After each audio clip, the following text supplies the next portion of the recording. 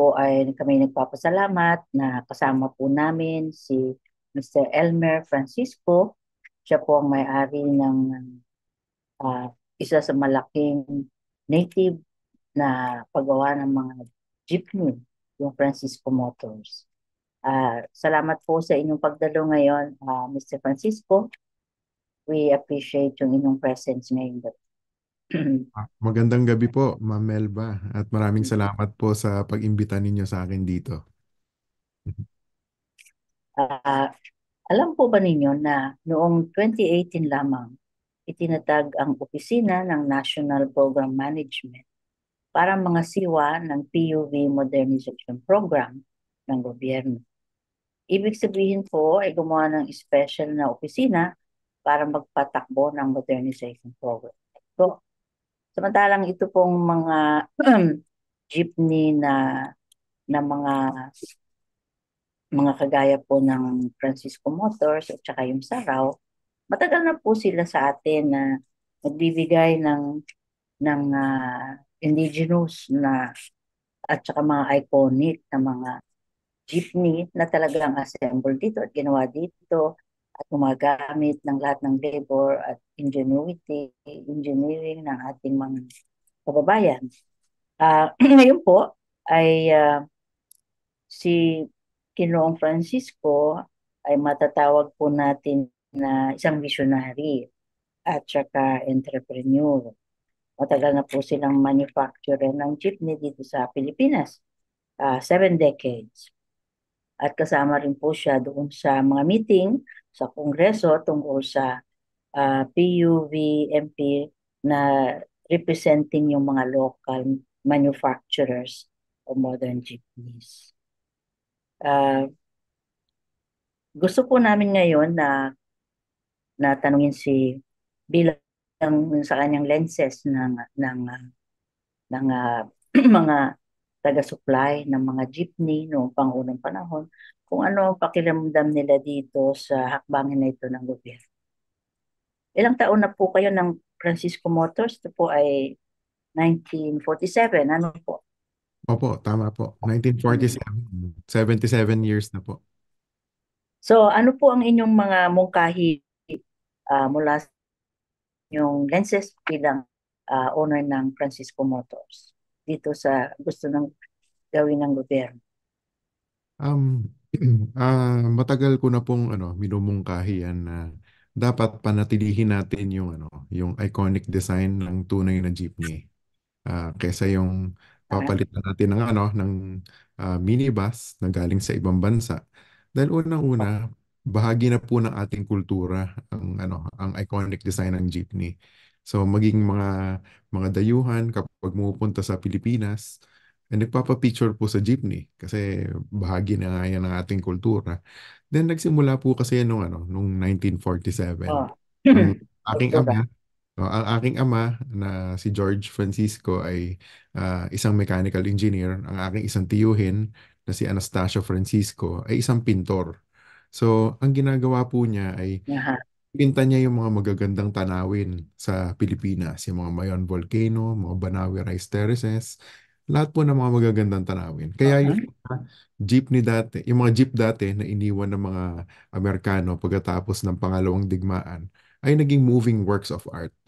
Kasi noon po nasira yung mga natin public transportation dahil nung gera. So, pagkatapos, walang masakyan yung mga tao, walang makargahan ng mga kalakal, ng mga gulay, ng mga bigas. So, ginawa po yan na public transportation, yung jeep. So, naging pong jeepney. So, sa akin po, ang aking mungkahi ay dapat panatilihin natin yung iconic design bagamat nagmo-modernize tayo. Pag nagmo-modernize po tayo, ang sinasabi natin dyan ay sinusunod natin yung mga sukat na itinalaga ng gobyerno sa Philippine National Standards. So yung bagong jeepney po natin ay nakakatayo na sa loob. Ganun ba yun? Hindi na po yan nakayuko. So ang sa front right side na yung pasukan, tapos accessible din po yan para sa mga PWD dahil meron tayong built-in ramp do sa emergency entrance and exit natin sa likod. Meron yung built-in na rampa para sa wheelchair Ah. passengers. Then air condition. Meron tayong CCTV cameras para sa Mhm. security. Merong Mhm. dashcam. At higit sa lahat, makakalikasan dahil full electric na po itong ating bagong jeepney. So, Mhm. yan po ang mga minumungkahi natin sa gobyerno na sana ay wag nilang hayaan na mabura ang iconic design ng tunay na jeepney sa ating mga kalsada na tinuturing na hari ng kalsada. Napuputol po tayo. Ayan. Ayan. Ito po. Mhm. Ito po. Yan. So, yun po yung minumungkahi natin na wag hayaan ng gobyerno na mawala o mabura ang iconic design ng tunay na jeepney sa ating mga kalsada. Oo. Yan po yung tinatawag ng hari ng kalsada. Oo nga. Ah, Maganda po yung sinasabi ninyo na i-retain yung pagka-iconic ng jeepney, ano po, na ito ay talagang kasama na sa ating kultura. Ako po ay isang social anthropologist, kaya malaki po ang aking support para dyan na ano man ang design na gawin, ano mang modernization na dapat gawin, ay hindi mawawala, sabi nga ninyo, yung kanyang iconic na image, no? Ah, Yun po. sa ating kultura. At siguro po magandang tanungin din yung financing nito. Magkano ba ngayon ang isang jeepney? At yung pong sinasuggest nila na i-jeep, kaya ba ito ng isang pangkaraniwang driver? Opo, bali yan po yung isang may o-offer ng Francisco Motors. Dahil nga po, napakatagal na natin gumagawa ng jeepney. 77 years na po. Ako po ay Mhm. personally, 32 years na akong gumagawa ng jeepney. So, Mm. alam na alam po natin kung paano gumawa ng jeepney at kung paano ito mapapamura.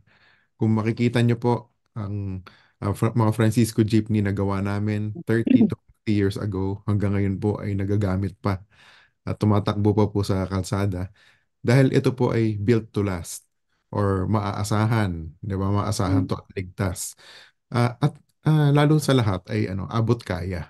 So, ang mga inilalako nilang mga minibus na galing sa ibang bansa ay abot ng mga 2 hanggang 3 milyon.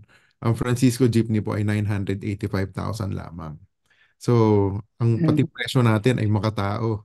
So, yan po kaya gustong-gusto po ng mga jeepney operators natin. Yung bagong Francisco Jeepney natin, na bukod sa electric na to, na abot kaya. Hindi yung Mhm. malulubog sila sa utang. Yun Mhm. yung mahalaga. Mhm. Tsaka meron din po tayong, Mabuti nga po na, meron din tayong pwedeng silang maghulugan sa Francisco Motors ng walang interest. Mhm. ganun po. Mabuti. Mhm. Meron po kayong ganong facility na pwede mag-loan ng walang masyadong interest. Meron po. Dati na po yan kasi noon pa po sa Francisco Motors, nakakautang po sa amin yung mga OFWs. Kaya yung mga OFW bumibili ng Francisco Jeepney na hulugan para pag makauwi sila, meron sila na ipundar na kabuhayan. So napag-aaral nila yung mga anak nila. Kaya nga sabi ko hindi pwedeng tanggalin yung tunay na jeepney dahil ito yung hindi lang yung public transportation. Ang jeepney po ay isang simbolo ng pagsusumikap ng mga Pilipino. Merong mga nag-OFW, diyan nagsimula Oo po nga. yung nakasulat sa jeep na katas ng Saudi. So, dahil nag-OFW sa Saudi, Mm-mm. nakabili ng 3 jeep, nakauwi, napag-aral niya lahat ng mga anak niya. Tapos ngayon senior citizen na siya. Tapos pipilitin ng gobyerno Mm-mm. na mag consolidate. So mawawalan siya ng kabuhayan. So yun yung problema, 'di ba? So doon naman po pumapasok yung isang problema na tinatawag Oo. industry consolidation na ang atin pong minumungkahi ay gawing Oo optional. nga. Huwag sanang pilitin ang mga jeepney operators natin na sumapi sa kooperatiba or sa korporasyon kung wala naman siya nakikitang benepisyo dito. Ang sa akin lang po ay Oo kung nga. meron sila nakikitang benepisyo, hayaan silang sumali or sumapi sa kooperatiba or corporation, pero yung mga ayaw sumali ay huwag pilitin. Dahil tayo po Oo ay nga. nakatira sa isang demokratikong bayan, di ba? So bakit natin pipilitin yung mga ayaw? Parang, oo nga, parang pinipenalize mo yung individual choices ng mga jeepney owners or drivers na ayaw sumama. Totoo.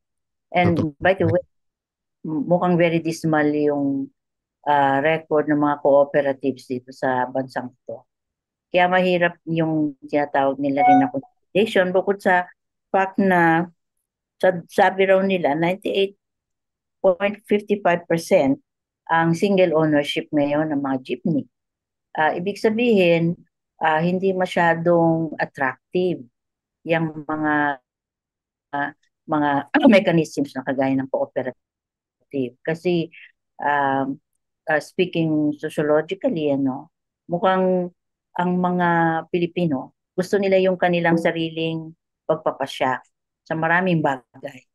Totoo. Ah, at at masama nga naman yung biglang gagawin silang quorum kung hindi sila kasama, no? Doon sa mga tinatawag na consolidated na cooperatives. Ngayon naman po, yung pong jeepney, napakalaki ng diferensya, no? 985,000 as against 2-3 million. Eh bakit po pinupush pa ng gobyerno ito? Yung bang inyong pagtutol ay pinakikinggan? Opo, pinakikinggan po tayo. In fairness po sa mga nakaupo ngayon sa Department of Transportation, si Secretary Jamie Bautista po ay matagal ko nang kilala. In fact, kasamahan ko po yan sa Rotary Club, si Secretary Bautista. Kaya nakakausap po natin ng direkta. Napakabait po niyang tao at nakikinig. Ah, Tsaka ako mismo makakagaranti na hindi yan corrupt. So, etong problemang ito, minana na nila yan sa previous administration eh. Kasi nagsimula Ganon. yung PUV Modernization Program. Matagal na po yan, pero sinimulan po yung i, ipatupad noong 2017. Doon po yan nagsimula Ah, ipatupad. So, si Secretary Bautista ay halos isang taon pa lang sa pwesto. So, pilit nilang inaayos yung mga problema ng modernisasyon. Mabuti naman at nakikinig naman si Secretary Bautista sa mga mungkahi ng mga stakeholders katulad aha, ng mga chopper, pati ng mga operators na nagkaroon lang ng konting aberya pagdating sa ah, yung consolidation na tinatawag. consolidation. Dahil nangyari nga naging sapilitan yung pag-consolidate nung nagbigay ng deadline na December 31 para sa consolidation. Naaawa ako dun sa mga kasamahan natin ng mga jeepney operators na hindi makatulog, hindi nakapagpasko na maayos, hindi nakapagbagong taon na Oo nga. maayos dahil nangangamba na mawalan sila ng kabuhayan.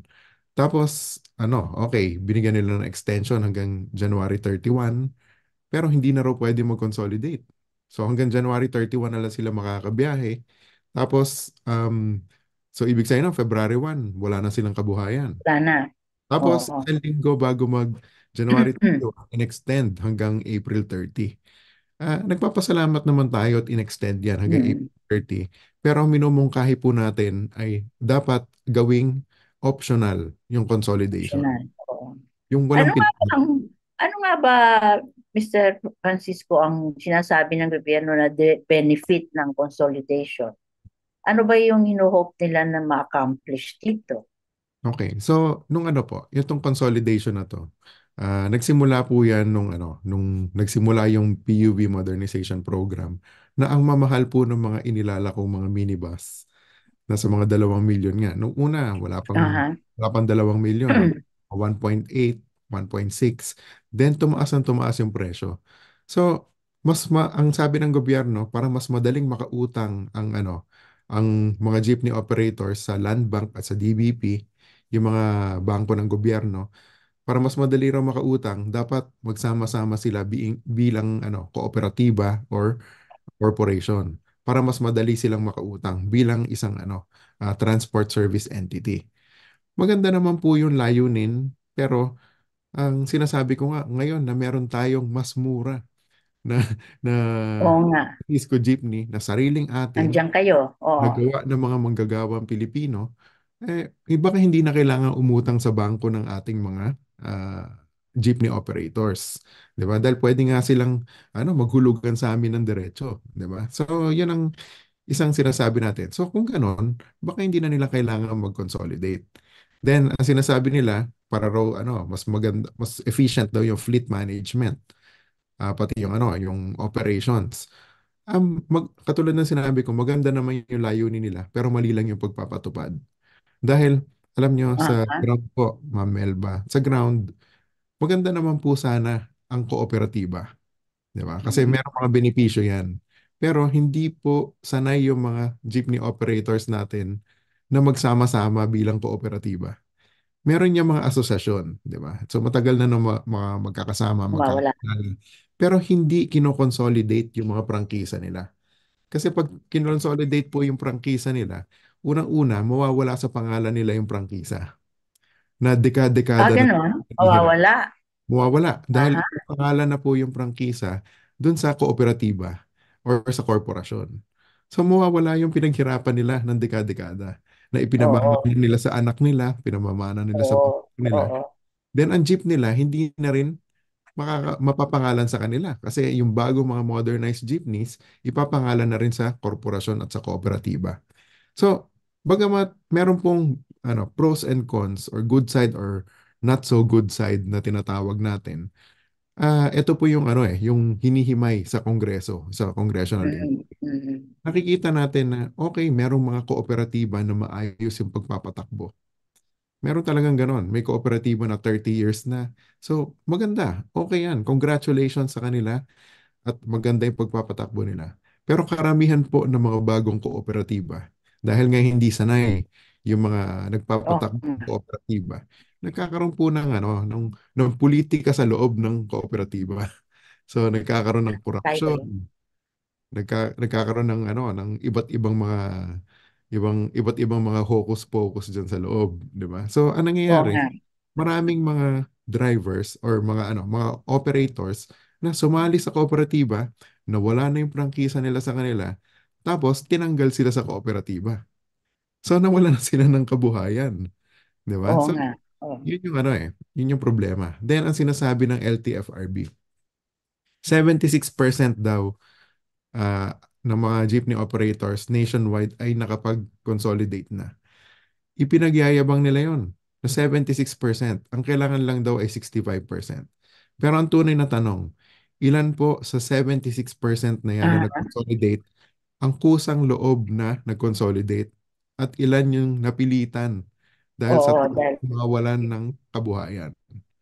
Napakarami.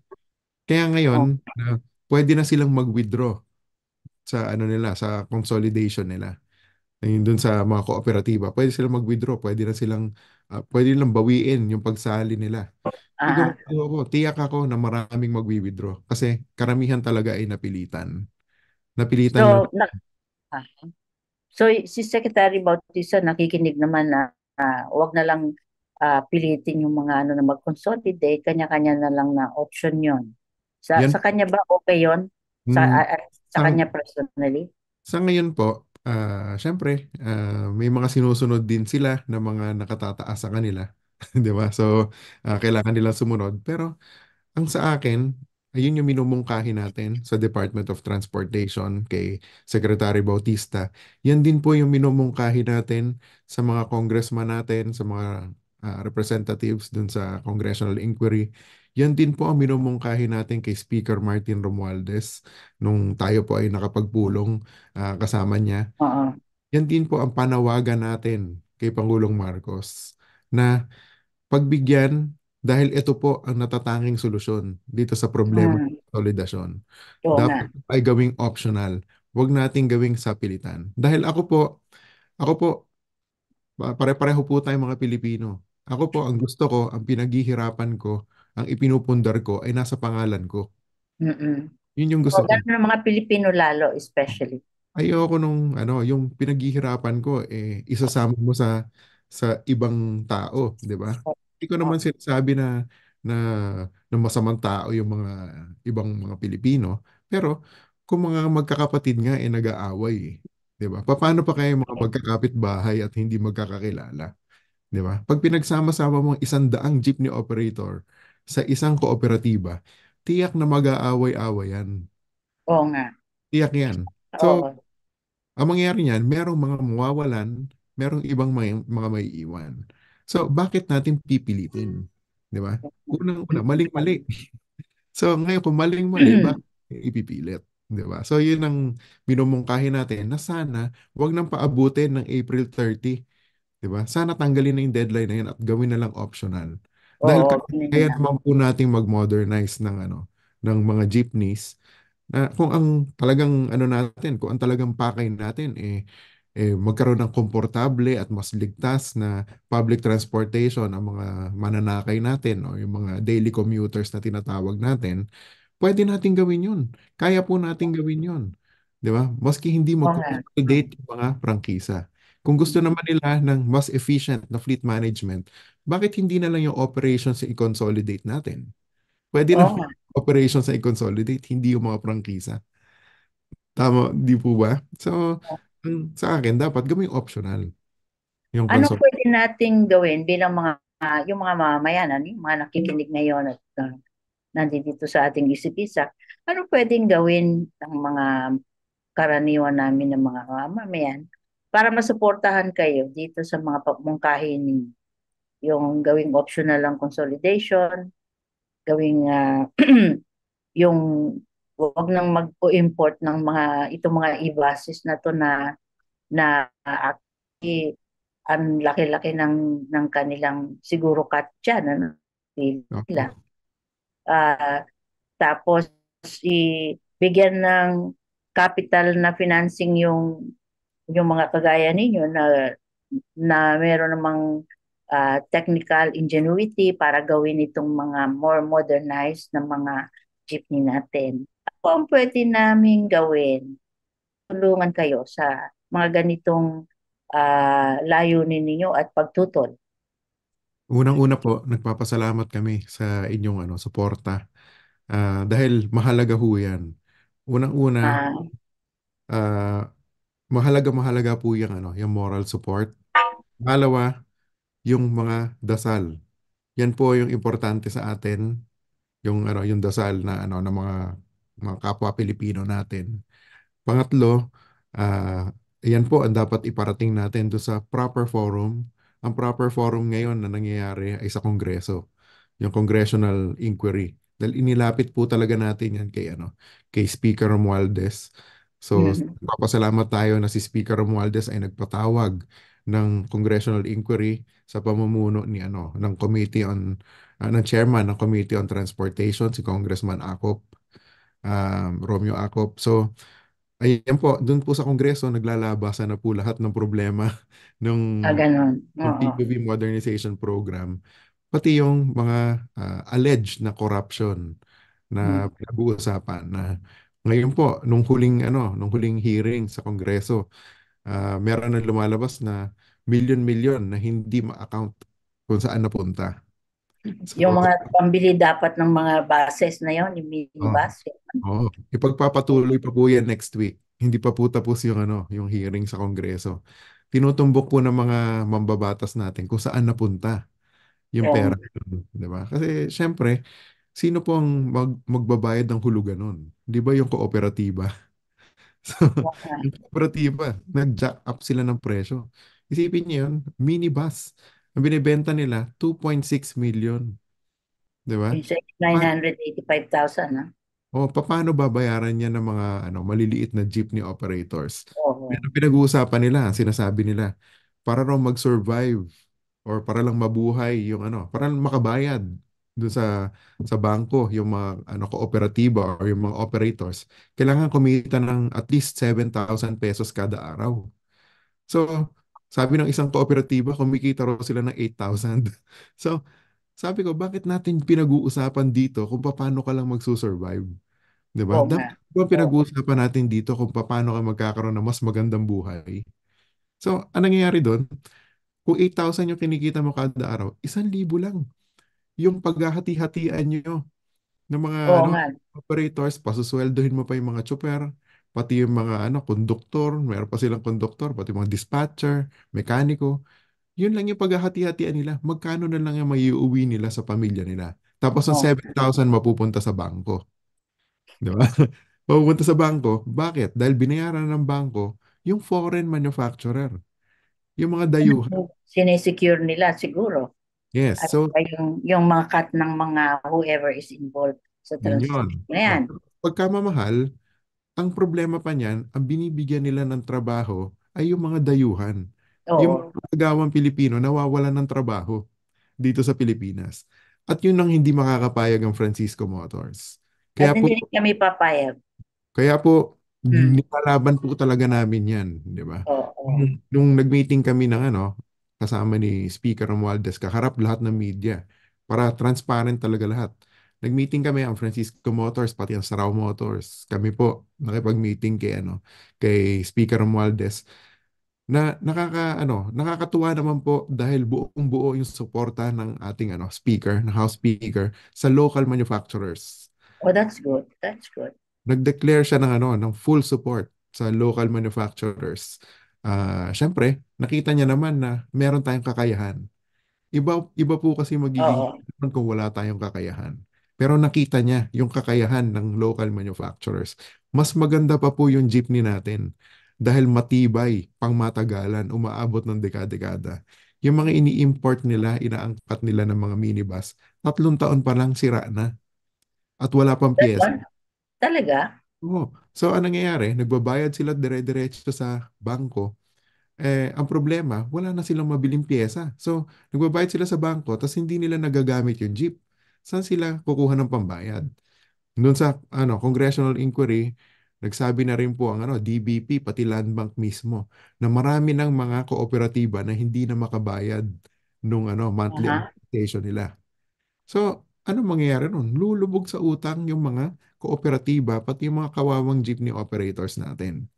Kaya po, ang sabi ko, okay, gumagawa kami ng paraan. Kami, nag-uusap kami, Francisco Motors, pati yung mga kasamahan natin ng mga maliliit na operators, katulad nila Camodi ng Piston. Nag-uusap, Aha. meeting kami kung paano natin malulutas itong problemang to. Di ba? Dapat ang bigyan natin ng trabaho ay yung mga manggagawang Pilipino. Filipino. Dapat dito sa Pilipinas gawin yung jeepney na mura. Hindi yung mag-aangkat tayo galing sa ibang bansa na pagkamamahal, tapos yung binibenta nila sa atin is substandard. Oo nga. Diba? Chinese made. Oh, meron mga Chinese made, meron Natin ding ang quality ng mga oh, galing sa meron ding China, no? meron ding mga Ah, galing sa iba pang bansa, hindi lang po China. Pero ang problema sa kanila, ang mamahal. Di oo ba? nga. Tapos ang teknolohiya na binibigay nila sa atin ay luma. Yung hindi na nila ginagamit dun sa kanila. So, yun ang Oo. nakaka-insulto. Mhm. Nakaka-insulto po eh. So, kaya kami ng mga kasamahan natin, ng mga jeepney operators, kami po nagmi-meeting linggo-linggo, halos araw-araw nag-uusap kami, linggo-linggo nagmi-meeting kami kung paano natin malulutas to. Meron kami mga mungkahi, meron kami mga solusyon. Ang hinihiling namin sa gobyerno ay tulungan kami. Kung hindi naman sila makakatulong, ay sana hindi na lang sila magpabigat. Dahil Oo. kami naman ay nakakaraos Kaya ng naman ninyo, ganon. sa pitong dekada, 77 years po. Nagmo-modernize naman ang jeepney ng Ah, tulong ng gobyerno. Walang tulong ng gobyerno. 'Di ba? Ang dati nga yung mga pa meron pang mga administrasyon na sila yung pumapatay sa local na industriya oo dahil nga. kinakampihan nila yung mga foreign companies. 'Di ba? Pero nandito pa rin kami. 77 years. 8 administrasyon na po ang dinaanan ng Francisco Motors simula ni Manuel Rojas.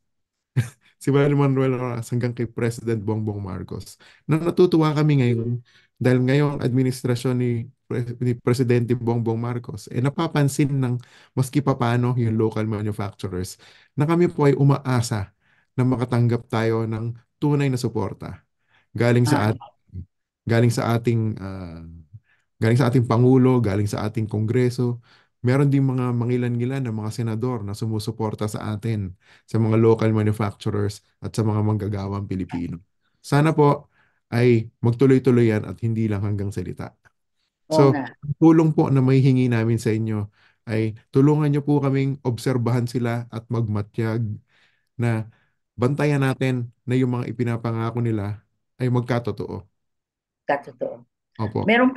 Meron po tayong tanong mula sa ating viewer, si Blair Agil. Sabi niya, yun daw DOTR at saka LTFRB are required to comment on the petition and on the urgent application for a TRO. Siguro ito yung preliminary na Yung sa Supreme Court. information. No? Oo. And ang tanong niya, what will happen if the DOTR and LTF no, RB fail to LTFRB. comply? Yung bang jeepney consolidation process will be totally abolished pag ganun.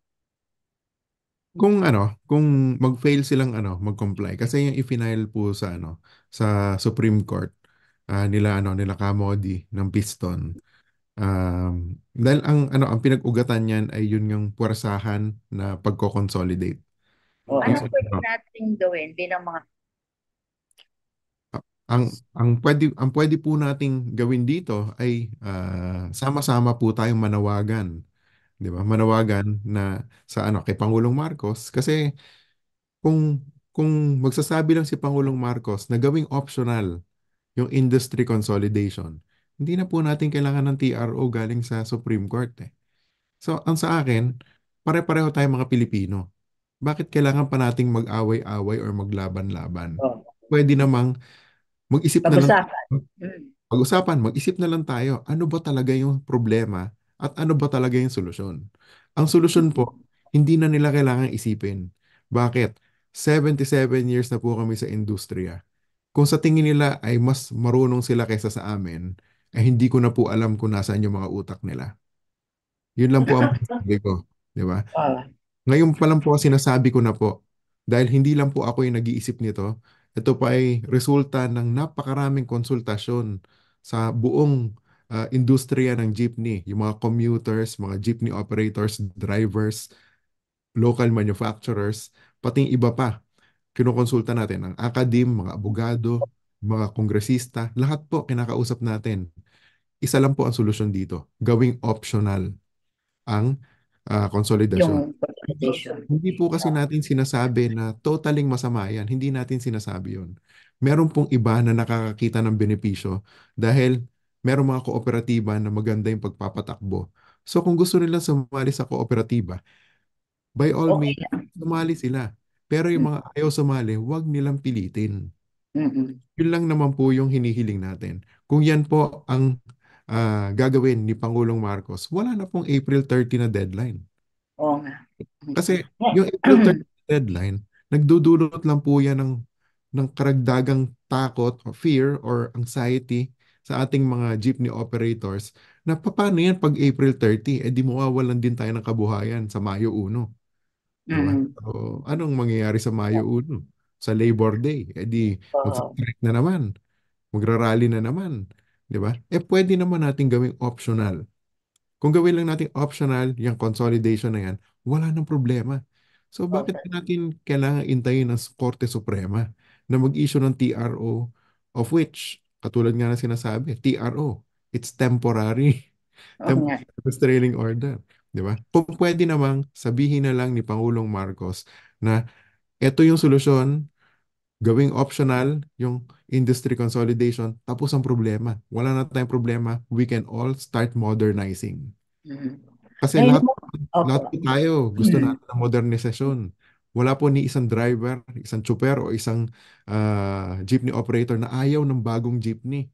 Lahat po gusto ng bago. Ang problema nila, yung pagkamamahal ng mga minibus, pero dahil nga ang Francisco Motors ay may mura, abot kaya na na na bago, modernisadong jeepney, kayang-kaya nilang mag-modernize.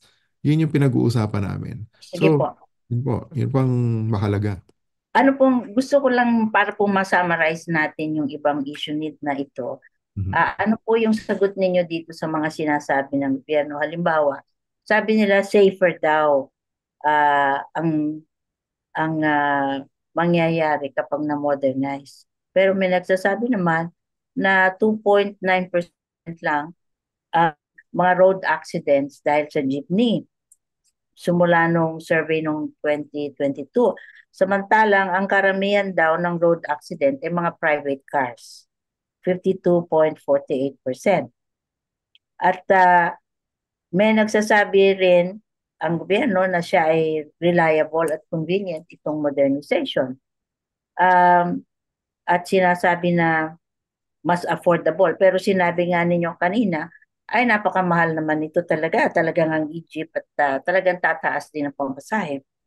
Ngayon yung pong tungkol naman sa itong climate na friendly na ano po ang meron na po kayong mga technology dito, hindi po ba? Para maging environment friendly, wala nang emission masyado yung ating mga jeepney, ano po. Meron Mm. din pong research daw na yung mga jeepney raw contribute only 15% of yung total na particulate na emissions sa Metro Manila.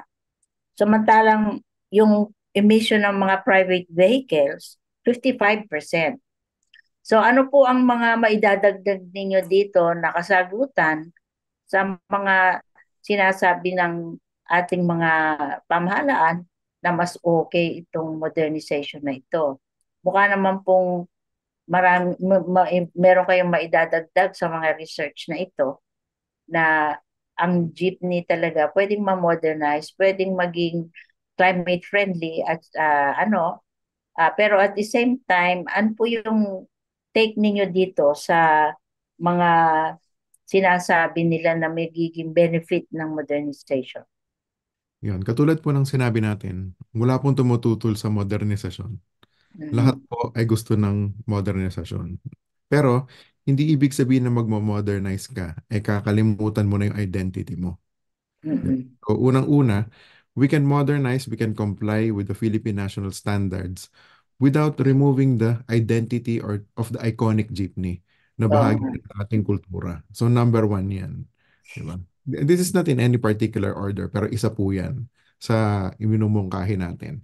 At hindi nila ako mapipigilan dahil ang Francisco Motors po ay gagawa talaga ng iconic jeepney. So, wala po sila magagawa. So, decision po yan ng Francisco Motors dahil yan po ang gusto ng merkado natin. Yan ang gusto ng mga jeepney operators natin, ang tunay na jeepney. Napilitan lang po silang bumili ng mga minibus dati dahil yun ang inilalako ng gobyerno. Yun yung ipinupush nila. Ah, napilitan lang. Eh, Napilitan lang sila. ano Napilitan. pong, anong masasabi ninyo ron sa sinasabi na pag 15 years na raw po yung vehicle, eh hindi na pwede sa mga kalsada? Yun yung sinasabi ko. Dahil ang Francisco Jeepney po, nagawa namin 30 to 50 years ago. 30 hanggang 50 na na taon, 50 taon. So Tumatakbo. dapat po walang ganong ceiling na 15 years dapat wala na kayo sa kalsada. Walang ganun. Wala dapat ganun. Kasi Tumututol kayo doon. anong mangyayari dito? After 15 years, gagastos na naman yung mga transport natin, Oo. operators natin. Ng Mm. after 15 years, eto na naman yung problema natin. Di ba? So, paano Oo. kung alagang-alaga yung mga jeepney nila? Dahil ako, garantisado po na kapag Francisco yung jeepney ninyo, tatagal yan ng 50 years. Dahil Talaga. subok na po yan eh. Mm. Subok na po yan. Time-tested na. Dahil yung mga Oo. ginagamit nila ngayon na Francisco jeepney, gawa namin 30 to 50 years ago pa. So ngayon, Ganon. yung gawa namin mga jeepney, ganun din, it's built to last. Siguro yung 15 years na yan, ibinabase nila sa mga minibus na sabi ko nga, 3 taon pa lang bulok na eh. Oo nga. Kinakapang na, sira na, wala ng pyesa. Pero yung mga Francisco jeepney na 30 to 50 years ago, magaganda pa rin, tumatakbo pa rin. Di ba? Tapos may mga pyesa pa rin. Di ba? Meron So, akong mga kaibigan na Amerikano, sabi nila, pambihira itong mga Pilipino na mga engineer, sabi nila, at saka mekaniko. Kayang-kaya nilang paandarin kahit na dapat obsolete na, sabi niya, totoo na po yan. husay daw yung ating mga mekaniko. Totoo po yan. Pero katulad ng sinabi ko, yung modernization walang tumututol. Dahil ang end result nito dapat maging convenient din para sa mga natin, sa mga mananakay, sa mga pasahero. Maging komportable, 'di ba? So yung bagong modernized jeepneys natin, air condition na. Nakatayo sa loob, hindi na nakayuko. Kung dati ang mga naka-wheelchair hindi makasakay sa jeepney, ngayon Oo pwede. nga. Oh, Ngayon po, that's good. That's good. oh. So, ang ginagawa po natin ay naniniwala po kasi ang Francisco Motors na kung accessible sa PWD, accessible sa lahat. Yan po ang pinaniniwalaan natin. So, dapat accessible yan para sa lahat ng tao. Sa mga PWD, sa mga senior citizens, sa mga estudyante. Tapos, hindi na sila yuyuko para, para pumunta sa mga Oh, upo nila. Tapos, yung pagbayad, pwede. Oo. hindi na barya. Meron ng ano Mm. yan, meron ng automated fare collection system. Pwede kang mag-book ng trip mo in advance. So, Ganon. dun Oh, sa pwede, ano mo, ha? sa mobile app mo. So, napakaganda naman po ng ano ng technology pati ng modernization. Ang naging problema lang po talaga ay presyo. Oo nga. So, at yun po ang sinolve ng Francisco Motors yung presyo. Dahil po Mm. ang presyo natin mura. Paano natin napamura? Dahil hindi na po tayo bumibili ng makina galing sa mga dayuhang manufacturer. Ah, Tayo po yung gagawa dito sa Pilipinas. Meron po tayong special economic zone sa Camarines Norte, sa Bicol, na ano, na doon po natin gagawin lahat, yung mga drivetrains natin, mga makina natin na electric, na ang gumagawa po ay mga manggagawang Pilipino. mm. So, yan po ang mahalaga. Nagbibigay na tayo ng trabaho sa mga manggagawang Pilipino. Nagbibigay pa tayo ng matibay at Matibay, ha? Built to maasahan last, ha? built to last para sa Mm. mga kababayan natin at ligtas para sa ating mga mananakay. Mahalaga, Mm. mahalaga po yan. So, yun yung sinasabi natin. Sinasabi po ni Mr. Francisco na actually yung presyo, no, napakahalaga. Sulit po dahil sa 985,000, kung ito ay tatakbo ng 30-50 years, 180,000 per year lang, ano, o kaya 1,500 monthly. Abay, napakaliit. Meron po tayo, Mr. Francisco, na comment mula kay Eufemio Agbayani. Mm. Sabi niya, ang masasabi ko lang po, mas mukhang jeep at mas mukhang mapagkakatiwalaan ang modern jeep ng Francisco Motors. At tunay na gawing optional ang consolidation, hikayatin ang makatarungang modernisasyon. Yan po ay comment mula kay Mr. Eufemio Agbayani. Ngayon po naman, yung pong kailangan na gawin ng simbahan o kaya ng mga communities na paano kayo masusuportahan. Kasi lalo po kami dito sa ISAC ay naniniwala po talaga kami na hindi dapat na i-compromise yung iconic na symbol ng jeepney sa ating kultura. Um, at marami pong kaakibat kasi yan na mga social patterns na magandang ma-preserve natin. Halimbawa, yung pong kultura na yung honor system, yung mula doon sa likod tapos binibigay yung bayad ano pang doon sa driver. Walang nagsasabi na oy, budas ka, you do not pay. Ano yung mga ganyan. Actually, Ah, Opo, yung gano'n. Tapos ngayon, automated na yata yan or something, no? In other words, may mga informal systems tayo sa kultura natin that actually works nang hindi kailangan ng mga systemic na rules, no? Ah, Kagaya niyan, yung bakit yung honor system prevails dun sa mga jeepney? Dahil ako yung anthropologist, very very interesting sa akin yun. Formal systems. Tapos, ang dami namin corruption dyan sa mga formal system. Kagaya ng yung mga 2 million, imagine, ng mga ibas. Tapos, nawawala pa yung ibang pera. Um, Samantalang, yung mga maliliit natin na sumasakay ng jeepney, honor system, no? So, meron kang ganong uh, disconnect mula ron sa yung malakihang systemic ng mga rules and regulations na ginagawa para merong space for corruption as against yung informal system natin, no? Na actually works, na hindi mo kailangan ng maraming rules. Hindi mo kailangan even ng technology. Nagbibigay lang ng pera ng ganon. So, very dapat nga interesting po sa ang akin yun. technology ay nagpapagaang ng buhay ng tao, hindi Oo, nagpapahirap, di hindi ba? nagpapahirap. So, kung Ah, makakagaan sa buhay ng mga ng mga mananakay natin, gagawin po natin 'yan. Pero wag yung mga nakakapagpabigat ng ano ng Oo nga. ng mga maliliit na operators pati ng ating mga mananakay. Yan po yung ano yung mahalaga. Meron po ditong comment, ah, kudos po sa Francisco Motors. Napakainam na serbisyo sa bayan ang ginagawa ninyo.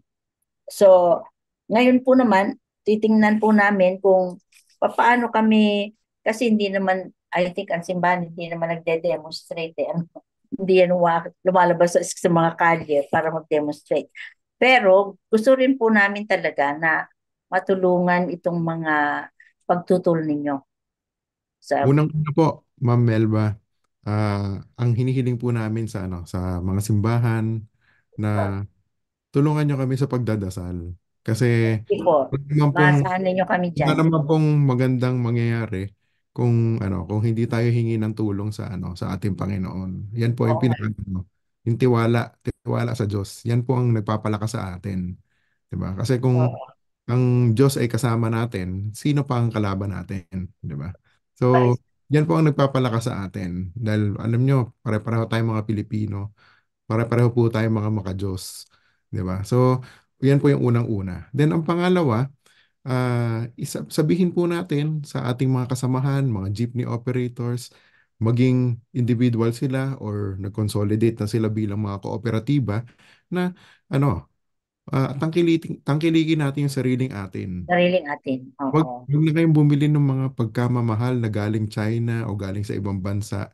Dahil alam nyo na naman na pagdating ng ilang taon, 3 taon pa lang, sira na Yan. yun. Sinong lulubog sa utang? Di ba? Oo. Kayo yung lulubog sa utang, hindi kami.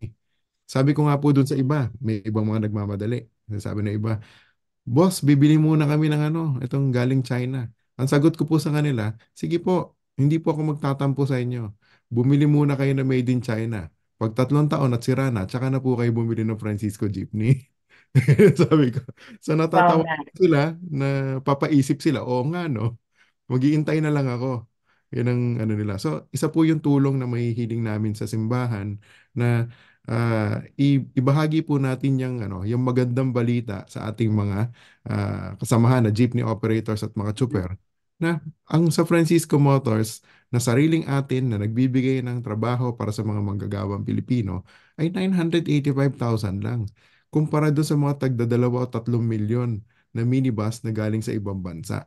At mas matibay pa po yung atin. So bukod po sa mga dasal, gusto po natin na humingi po tayo ng tulong ninyo na ikalat po yung impormasyon na yan. Oo, na mas mura talaga. Yes, At tama po. Tsaka yung isa po na minumungkahi natin, sigurado ako na yung mga kasamahan natin ng mga congressman, yung mga yung mga kinatawan natin doon sa Kongreso, nagsisimba po yung mga yan. Dahil karamihan po niyan ay mga nananalig sa Diyos, di ba?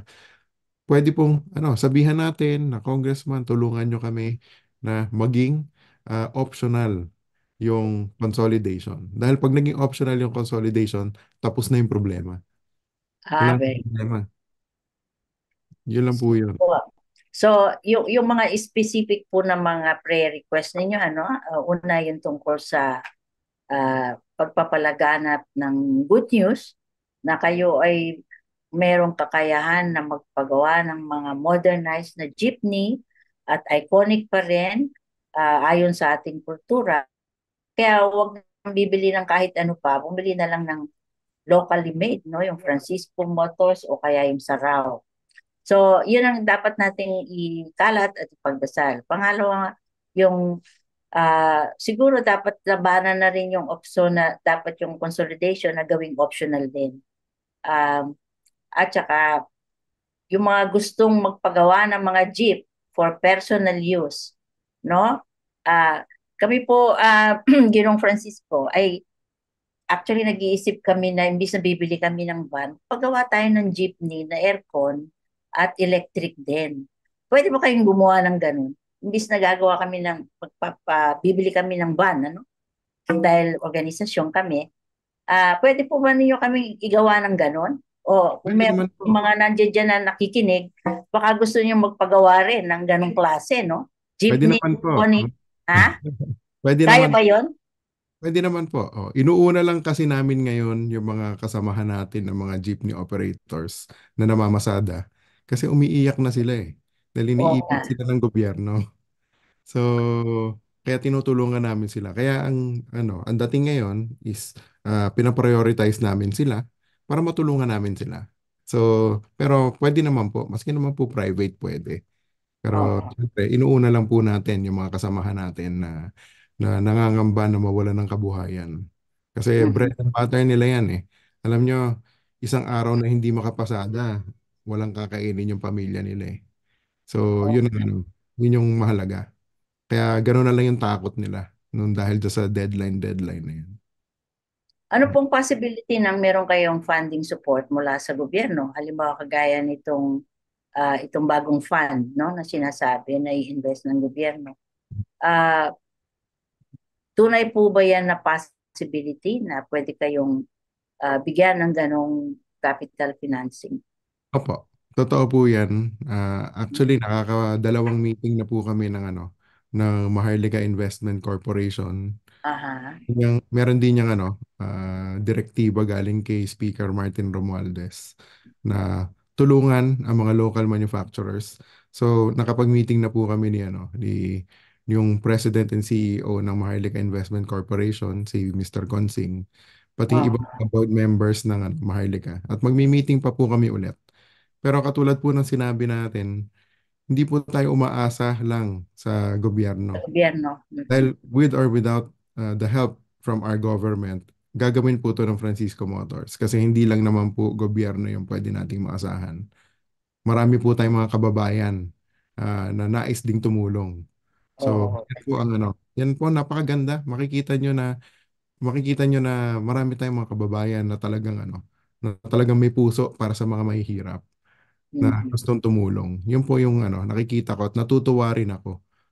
So ngayon, ang maganda naman po ay yung gobyerno natin meron ng willingness na Oo tumulong. nga. May Oo. willingness na tumulong. Sabi ko, kung tutulong sila, salamat po kung tutulong sila. Kung hindi naman sila makakatulong, wag na lang sana sila magpabigat. Yun lang yung hinihiling ko. So, maganda naman yan na kung gusto nilang tumulong, sana lang ay magtuloy-tuloy at hindi hanggang salita lang. Tama po. Ito po ba meron kayong huling panawagan sa ating mga kababayan? Ang panawagan ko lang po sa ating mga kababayan ay tulungan nyo kami magdasal at magmungkahi sa ating gobyerno na gawing optional yung consolidation para naman mawala na yung takot pati yung pangangamba ng mga jeepney operators natin na mawalan sila ng kabuhayan na pinaghirapan nila ng dekada-dekada.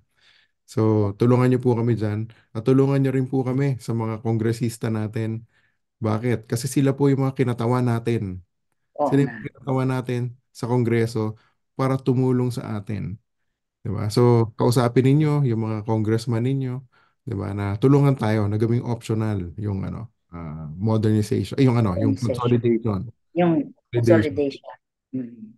Yan po, at So, tangkilikin natin yung sariling atin para matulungan natin, mabigyan natin ng trabaho yung mga kasamahan natin, mga manggagawang Pilipino. Itigil na yung direktang pag-aangkat ng minibus na bulok galing sa ibang bansa. So dito po tayo sa sariling atin na mas matibay. Subok nyo na po yan. Dekada-dekada na po tayo magkakasama. Sigurado ako na maraming mga tatay at mga lolo't lola ninyo na sa Francisco Jeepney nagkakilala. mhm. Mag-asawa. So, Maraming ganyan. yeah. Sa, So, pinatiliin po natin yan. so narinig po natin si Ginoong Francisco sa ang kanyang panawagan sa na tayo po ay tumangkilik ng sariling atin, i-preserve yung mga cultural icons na kagaya ng jeepney at bigyan ng suporta ang lahat ng mga manggagawa natin sa jeepney na industry. Ngayon naman siguro siguro yung kultura na aspect palaging sinasabi ni Francisco na yung kanilang mga jeep ay built to last. Alam po ninyo, yung issue yung narrative ng modernization, nasabi daw, pag nag-modernize ka, efficient ka necessarily, pag nag-modernize ka, ito ay mas magaling ano doon sa mga traditional na mga cultural na ways of transport. Hindi po yun totoo. Ah, Actually, ang mga modern ano po ngayon ay hindi built to last, kundi built for obsolescence. Kaya 5 years lang yan, gusto nila talaga, matapos na, masira na, para bumili tayo uli. No? In other words, yung hidden na ano dyan, na institutional na mechanism, para tayo ay consumer palagi ng society at consumer ng mga produkto galing sa labas. Dahil ang tingin natin, mas efficient yun, and so on. When actually, meron tayong mga kagaya ng Francisco Motors o yung Saraw, na actually, mas meron silang dekada na, no? 7 decades ng ng track record. Yung nga, sabi nga nila, built to last. At yun po ay mga values na dapat panghawakan natin muli. Yung pagpahalaga sa ating kultura, pagpapahalaga sa yung yung kung pwede, talagang matibay, ano? Naalala ko nung bata ako, merong ang tibay na shoes. Wala nang ganun eh. Madali nang yung mga shoes galing sa China, mga ilang ano lang buwan, meron ng mga problema, no? Ganun din yung yung mga minibuses na nakuha natin. Kaya siguro dapat pag-isipan natin kapag tayo ay bibili ng mga bagay-bagay na galing sa labas. Dahil hindi naman po necessarily na just because galing sa labas, mas modern, mas maganda, mas efficient. Yung mantra ng efficiency, sa totoo lang, nagiging efficient lang yan kapag ang ginagawa ay according to context. At yung ating mga jeepney na mga operators, mga drivers, sa kagawa ng kultura, na actually, kung ako nagtatanungin ninyo, ay napakaganda at hindi mo kailangan ng masyadong rules and regulations. Sabi nga ni Ginoong Francisco, ang technology, mga rules, ay actually para mapaganda ang pagpapalakad at pamamahala ng mga bagay. Ang nangyayari, nasisira lalo yung mga local na mga culture natin na dapat nating ma-preserve. At siguro, sa gabing ito, maganda na bigyan natin talaga ng pag-isipan natin ng maigi at ipagdasal talaga sila Ginoong Francisco, ano? At ang lahat ng tumututol tungkol dito. At kung paano at siguro ito yung malakihang problema natin sa bansang ito. Paano tayo mag-uusad, no, dun sa tinatawag na modernization nang hindi natin nilalaglag ang sarili nating identity at kultura. Mahalaga yan sa sinasabi ni Ginoong Francisco. So, pag-isipan po natin, pagdasal natin sila, at yung mga nagsusulat dito sa ISAC, at yung iba pa na merong mga communication skills, siguro, ipalaganap natin, no? Yung mga sinasabi ni Ginoong Francisco. So, salamat po, Ginoong Francisco. We want to thank you for your time with us at yung pagpaliwanag sa mga bagay na hindi masyadong natitingnan at nabibigyan ng pansin. Kami po ay sumasaludo sa inyong mga efforts na labanan ang dapat labanan at umayon dun sa mga dapat na ayunan dito sa modernization. So, mabuhay po kayo at mabuhay ang lahat ng mga Pilipino na nakikisa sa inyo. Maraming salamat po, Ma'am Melba. Salamat din po.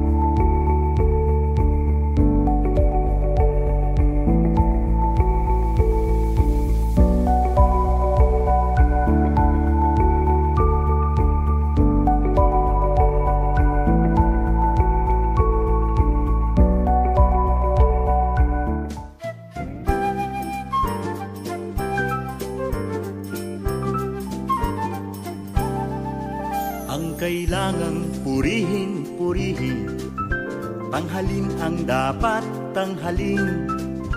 Palagay ko ay tama sila, kailangan ng pagkakaisa. Ngunit ang kailangang tugon ayon sa hamon ng panahon. Ang kailangang baguhin, baguhin, tanggalin ang dapat tanggalin. Itakwil ang gawing diwali, huwag pabubulag sa salapi. Pagmamalabis ay bantayan, at pagsasamantalay hadlangan. Ang pang-aabuso, pang-isa at ang dayaan na organisa, at nagiging uso ng dahil sa kapabayaan na mobilisa.